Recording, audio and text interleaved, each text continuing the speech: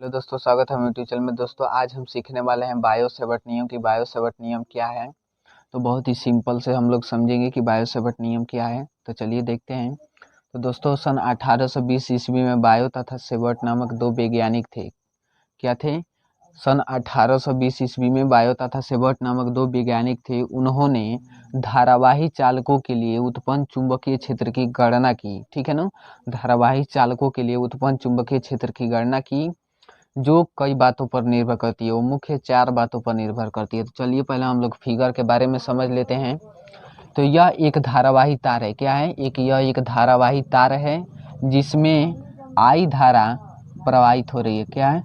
धारा आई बह रही है, इसमें धारा आई बह रही है। और क्या है कि यहाँ से P दूरी पर चुंबकीय क्षेत्र की गणना करनी है। ठीक है, यहाँ से P दूरी पर चुंबकीय क्षेत्र की गणना करनी है। और क्या है, तो आप देख सकते हैं कि हमने P दूरी पर चुंबकीय क्षेत्र ले लिया। उसके बाद जो इस तार से यहाँ तक की दूरी है वो R है। ठीक है, अब हमने क्या किया कि इस पूरे तार में धारावाही चालकों में उत्पन्न चुंबकीय क्षेत्र की गणना करने के लिए हमने पहले तार को अल्पांश को लिया, अल्पांश लंबाई को, यानी हमने थोड़े से लंबाई को ले लिया। ठीक है, उसके बाद हमने क्या किया, उसको हमने डेल्टा एल मान लिया। ठीक है, तो अब मान लीजिए कि जो हमने अल्पांश तार लिए हैं डेल्टा एल, तो उसके कारण अल्पांश चुंबकीय क्षेत्र भी उत्पन्न होगा।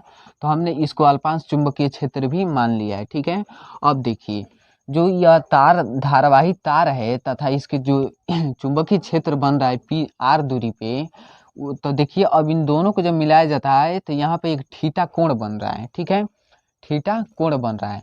तो उन्होंने बताया कि जब किसी धारावाही चालक तार में धारा प्रवाहित की जाती है तो उसके जो अल्पांश चुंबकीय क्षेत्र होता है, यानी सिंपल से हम कह सकते हैं कि चुंबकीय क्षेत्र चालक में प्रवाहित धारा I के अनुक्रमानुपाती होता है। उन्होंने बताया कि जो चुंबकीय क्षेत्र होता है वो चालक में प्रवाहित धारा I के अनुक्रमानुपाती होता है। दूसरा बात उन्होंने बताया कि जो ये क्या है कि ये है कि जो मान लीजिए कि जो चालक में प्रवाहित धारा I तथा बिंदु P के मध्य बना कोण थीटा के भी अनुक्रमानुपाती होता है। ये दूसरा बात हो गया।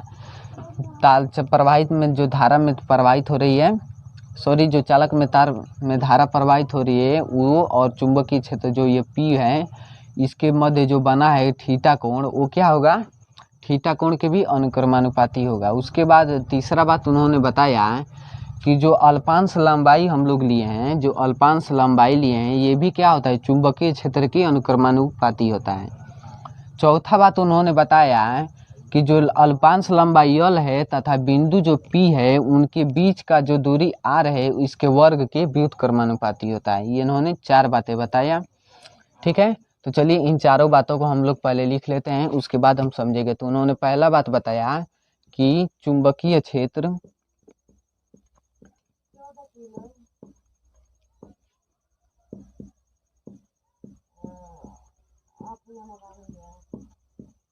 चालक तार में प्रवाहित धारा के अनुक्रमानुपाती होता है।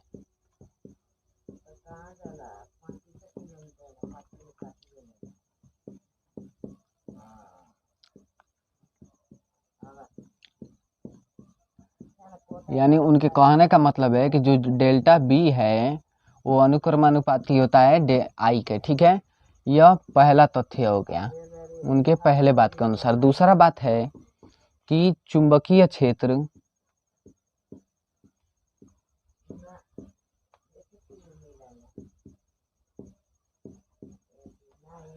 अल्पांश लंबाई डेल्टा L के क्या होता है, अनुक्रमानुपाती होता है।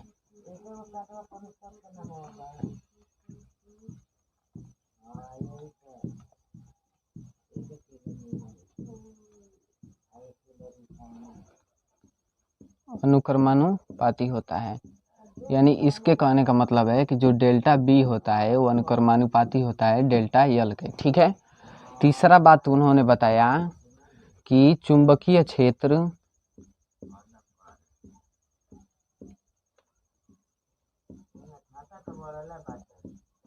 चुंबकीय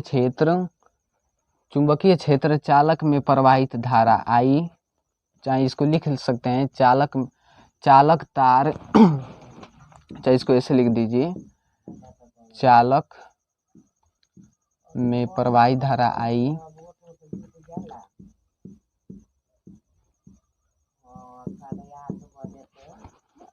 एवं P यानी क्या है, बिंदु P है, यानी इसको डायरेक्ट आप लिख दीजिए कि बिंदु P के मध्य बना कोण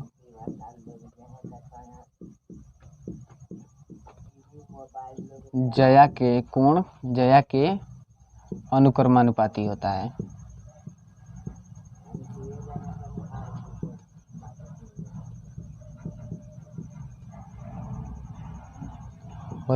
ठीक है।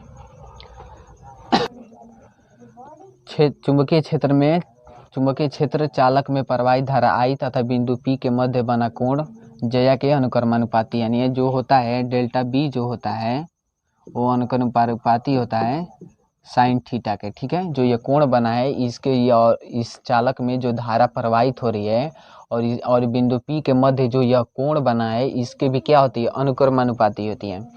चौथा बात उन्होंने बताया कि अल्पांश डेल्टा L तथा P के मध्य बना P के बीच की दूरी लिख सकते हैं, अल्पांश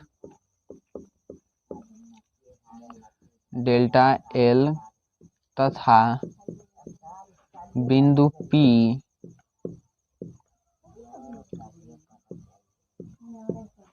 के दूरी के वर्ग के व्युत्क्रमानुपाती होता है।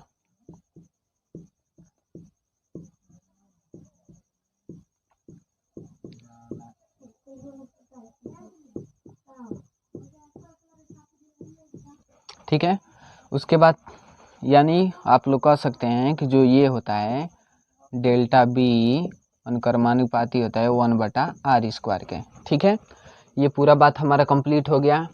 उसके बाद हम लोग क्या करते हैं, अब इनको समीकरण बना लेते हैं। इसको हम समीकरण 1 बना लेते हैं, इसको हम समीकरण 2 बना लेते हैं, इसको हम समीकरण 3 और इसको हम समीकरण 4 बना लेते हैं। अब क्या करते हैं कि इन चारों समीकरण से एक हम कार्य करेंगे, तो लिखेंगे समीकरण 1 2 3 4 से। ठीक है, जब समीकरण 1 2 3 4 से लिखेंगे तो ये हमारा हो जाएगा delta B व्युत्क्रमानुपाती I into delta L into sine theta बटा r²। यही जो है वो बायो-सेवर्ट नियम ने इसी संबंध को बताया था। ठीक है, उसके बाद हम क्या करते हैं कि जब हम इस व्युत्क्रमानुपाती को हटाएंगे तो यहाँ पे एक नियतांक आएगा। ठीक है, तो इस नियतांक को तब हम लिखेंगे B इक्वल टू, यानी B को क्या है, चुंबकीय क्षेत्र है, B इक्वल टू यह जब नियतांक यह व्युत्क्रमानुपाती का चिन्ह हटेगा तो यहाँ पे एक नियतांक आएगा, वो नियतांक है μ0/4 pi into I delta L और क्या है साइन थीटा बटा r²। ठीक है, ये हो गया। यही जो है वो चुंबकीय क्षेत्र के लिए सूत्र हो जाता है। ठीक है, अब यहाँ पे अगर जो आपसे μ0/4 पाई का अगर जो मान पूछ दिया जाए तो इसका मान होता है μ0/4 पाई का मान होता है 10⁻⁻7। ठीक है, अगर जो सिर्फ μ0 का मान पूछ दिया जाए, यह μ0/4 पाई का मान है, अगर जो केवल आपसे μ0 का मान पूछ दिया जाए तो इसका मान हो जाएगा 4 पाई इंटू 10⁻⁻7। यह μ0/4 पाई का मान है। तो यही बायो सेवर्ट नियम है और इस तरह से बायो सेवर्ट नियम समाप्त हो जाता है। तो चलिए इसके आगे वाले वीडियो में मिलते हैं।